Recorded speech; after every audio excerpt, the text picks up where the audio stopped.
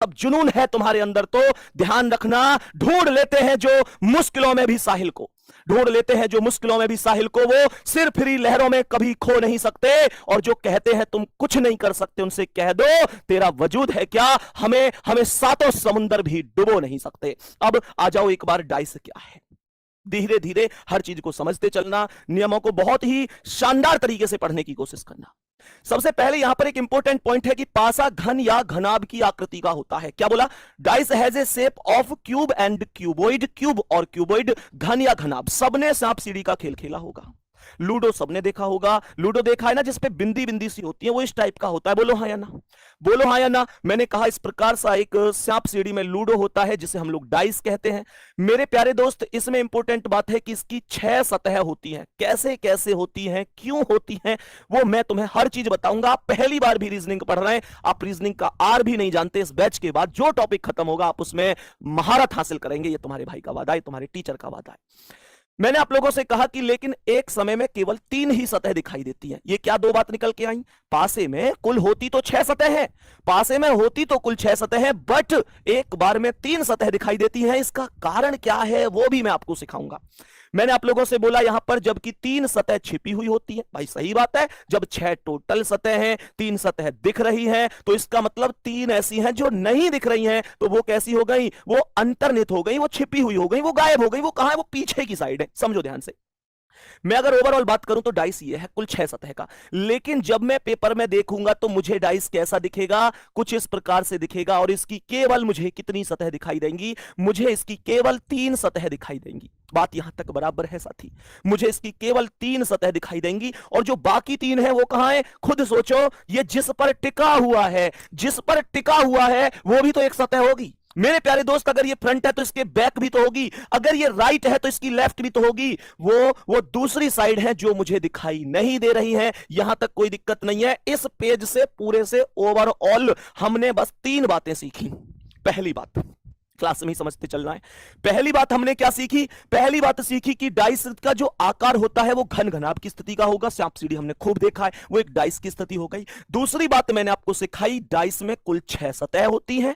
और तीसरी बात बताई, भैया जी पेपर में केवल 3 दिखती है, पेपर में 6 नहीं दिखती है, पेपर में केवल 3 सतह दिखाई देती है। दोनों बातें एक बार, तीनों बातें एकदम ओके हैं। चलो, हम अगर इतनी बात समझ चुके हैं तो नेक्स्ट स्टेप पर बढ़ते हैं कि पासे की कुल 6 सतह निम्न प्रकार होती हैं। ये पासे की जो 6 सतह हैं ये किस प्रकार से होती हैं, कहां कहां होती हैं, ये समझो। एक सतह होती है ऊपर, ऊपर टॉप पर, और उसके अपोजिट वाली सतह बॉटम नीचे हो जाएगी। भाई अगर एक सतह ऊपर टॉप है तो एक बॉटम होगी, नीचे होगी। एक ऊपर वाली सतह, एक नीचे वाली सतह, तो टॉप के अपोजिट कौन हो गई? बॉटम, अर्थात नीचे। मैंने कहा आगे और पीछे। मेरे प्यारे दोस्त, जो सतह आगे है वो आपको दिख रही है, लेकिन जो पीछे है, मैंने कहा आगे अर्थात फ्रंट, उसके अपोजिट क्या होगी? पीछे अर्थात बैक। ये बात बेहतर तरीके से आप समझ गए होंगे। हमने यहां पर क्या बोला? ये दाएं और ये बाएं। मेरे प्यारे दोस्त, एक सरफेस कौन सी है? राइट वाली, मैं इसकी बात कर रहा हूं, ये वाली। और एक सरफेस इसके इधर लेफ्ट वाली होगी जो आप लोगों को नहीं दिख रही। तो एक राइट और एक लेफ्ट, तो 6 सतह कैसे कैसे आई? ऊपर नीचे, आगे पीछे, दाएं बाएं। भाई सीधी सी बात है, top bottom, front back, right left, कहानी खत्म। यहां के बाद अगले स्टेप पर चलते हैं, नेक्स्ट स्टेप पर चलते हैं। अब समझना मेरे प्यारे दोस्त, अब यहां से इस पॉइंट को तो मैं अभी अभी पढ़ के आया हूं, लेकिन ये एक ऐसा पॉइंट है जो आपको हमेशा ध्यान रखना है।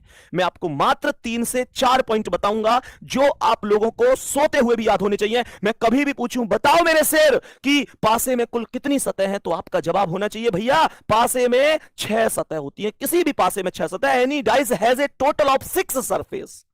पासे में कुल 6 सतह होती है। ये आपसे मैं जब पूछूं आपको ये पता होना चाहिए। अरे याद रहेगा कि नहीं, मेरे साथ बोलो एक बार, भैया पासे में कुल 6 सतह होती है।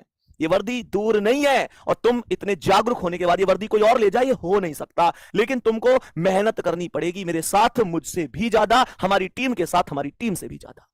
मेरे प्यारे दोस्त, पासे में 6 सतह हुई, ये आपको इंपॉर्टेंट पॉइंट है, हमेशा ध्यान रखना है। दूसरा क्या है, यहां पे मैंने लिख रखा है पासे से संबंधित ये कुछ महत्वपूर्ण तथ्य हैं, महत्वपूर्ण जानकारियां हैं।